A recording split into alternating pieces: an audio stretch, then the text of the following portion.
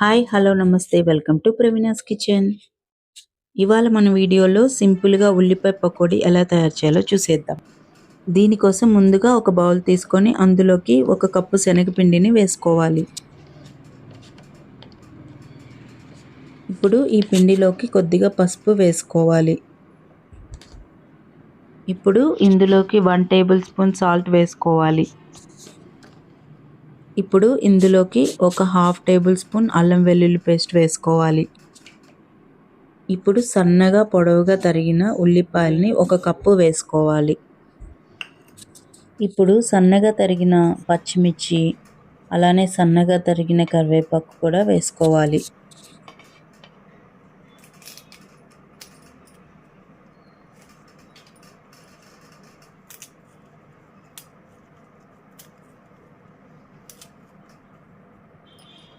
ఇలా వేసుకున్న తర్వాత నీళ్లు వేయకుండా బాగా కలుపుకోవాలి. ఉల్లిపాయ మీద నుంచి వచ్చే తడితోనే బాగా కలుపుకోవాలి. ఇప్పుడు ఒక చుక్క వాటర్ పోసి బాగా కలుపుకోవాలి. ఇలా ఈ వీడియోలో చూపించినట్లుగా ఇట్లా రౌండ్గా తిప్పుకుంటూ కలుపుకోవాలి.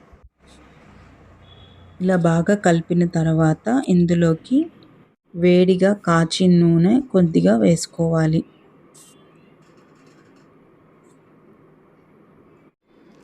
ఇలా వేసుకున్న తర్వాత మరొకసారి కలుపుకోవాలి.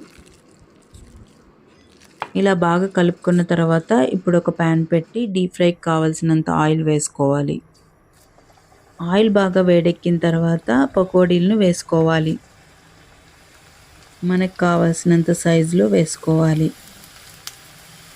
మంట మీడియంలో పెట్టుకొని బాగా వేయించుకోవాలి.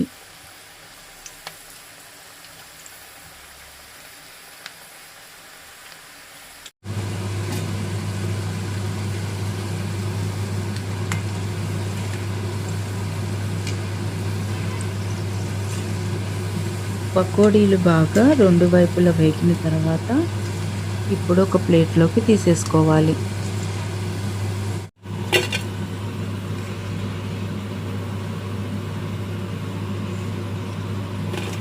అంతేనండి, వేడి వేడిగా క్రిస్పీ అండ్ సాఫ్టీ పకోడీలు అయితే రెడీ అయిపోయాయి.